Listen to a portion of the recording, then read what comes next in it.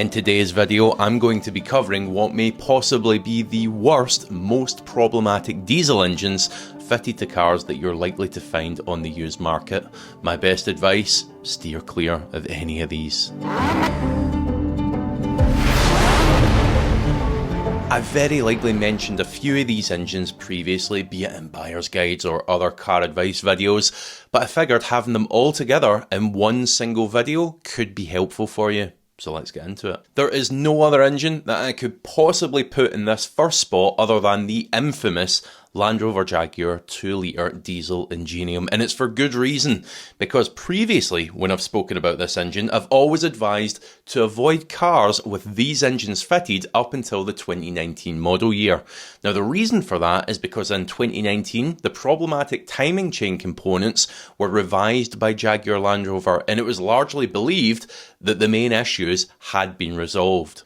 In fact, here's the very image that I used to show to detail which cars had the problematic engine fitted. And you'll note that I used to put up until the 2019 model year. However, consider this a big update. It's now all years, as cars which are just out of their warranty period with those revised components fitted are now coming through with rattling chains and even outright failures, just like the old ones. Sadly, the problems with this engine, they don't stop at stretched chains or broken tensioners either, because they've got some pretty serious oil dilution problems as well. What happens is when the car commences a DPF regeneration, it orders up extra fuel to help with that process, help heat things up and burn off that soot. If that regeneration is aborted for whatever reason, the driver slows down, he or she turns the car off. Then that extra diesel that was ordered up, it finds its way into the sump, diluting down the engine oil, making it lose its protective properties, which, as you'd expect, can have catastrophic results for the engine. Next in the list, and we may well ruffle a few feathers here, it's the N47 BMW diesel engines. Specifically, I'm talking about here the ones that were produced between 2007 until 2011, the early engines. Now, they were available as a 1.6 and a 2-litre, and you're going to find it in a host of different models, host of different BMWs, even Minis used them as well. The 1 Series, the 3 Series, the 5 Series, the X Series, some diesel Minis, as I say. Now, this is a fiercely defended engine because there were those who owned them and didn't experience any problems. However, the general rate of failure is still way too high. Even if one individual got lucky and maybe looked after that engine superbly well and didn't have any problems, the general rate of failure was still very high. You'll often see those who claim so long as you're changing the oil every 5,000-6,000 miles, servicing it well, they're okay. But how many of them have been treated that well at this point in their lives? The problem, once again, it relates to timing chain and tensioner wear. Now, these are well known to wear prematurely, often without warning. Wear on that Land Rover engine we spoke about just a moment ago, they tend to rattle. On these, they don't always. So one moment, your engine's running okay, and the next, it's turned into a big paperweight. To top it off, fuel pumps and injector problems can be common. As for the late, post-2011 N47 engines, well, they definitely got better. BMW knew that they were problematic, and they were continually revising them. But would I buy one of them? Probably not still, when there are so many other more reliable options out there. It's a bit like, would you return to the same Chinese restaurant that you got food poisoning at, even if they changed their menu? Probably not.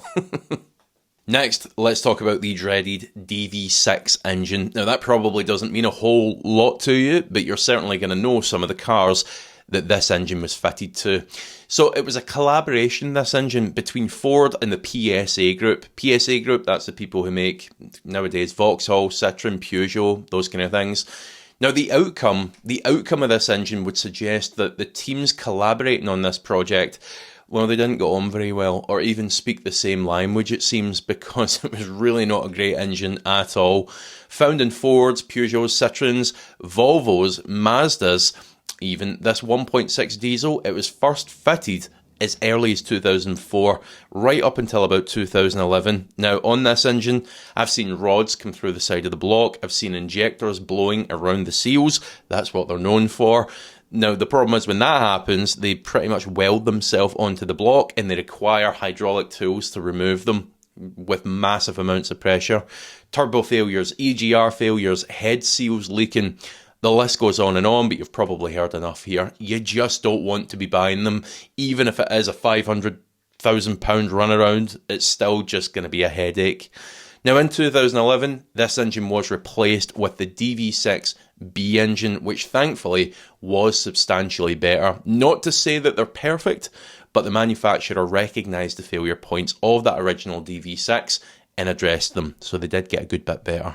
It's a given, you're not going to buy any cars on this list. Well, I'd hope you aren't going to buy any of them unless you enjoy paying. But when you do find a good car, and we may well make another video, the 4 or 5 diesel engines that you should buy, let me know in the comments below if you'd like to see that. When you do find a good used car, remember to do a quality HPI check on it, because I can recommend reliable cars, but if that car's had a crash in its past, if it's got finance on it, then it doesn't matter. It could be the most reliable car in the world, you're still in for an absolute headache. Now, the one that I always recommend and genuinely do find very good is Vehicle Score. They've got a free check if you're feeling particularly frugal, but I do recommend purchasing one of their more in-depth HPI checks. Better yet, you can make use of my code, get yourself 20% off that check. Now, the final engine in this list is surprisingly Japanese. Even more surprising, it's from Mazda, and I thought it was important to include this one because people, well, understandably so, see a Mazda, see a Japanese automaker and think, oh, it's bound to be reliable, isn't it?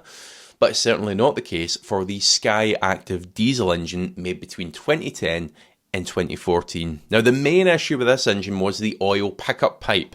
It would block, it would then starve the engine of oil, which would lead to terminal issues. They also had turbo problems, they had timing chain problems, and in general, just gave a whole host of grief. It's unusual because the petrol Sky Active engines, they were fantastic.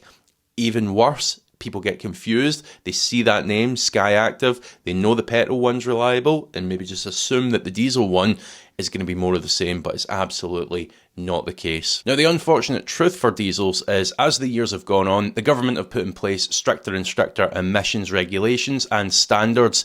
As a result, the manufacturers have been forced to pack in lots of emission technologies and controls to try and meet these standards whilst still delivering the performance that consumers expect. That's resulted in a lot of the problems that we've spoken about here today in this video. Obviously not all of them, some of them are just fundamentally badly designed engines, but it does account for a lot of them, especially the more modern stuff. Now, thank you so much for watching. If you are interested in seeing the 4 or 5 diesel engines that you should buy in a budget car, then do hit the subscribe button. I'm gunning to try and get to that 100,000 subscriber mark. And if you have enjoyed the video, hit like, let me know your thoughts in the comments below. I'll see you for the next one.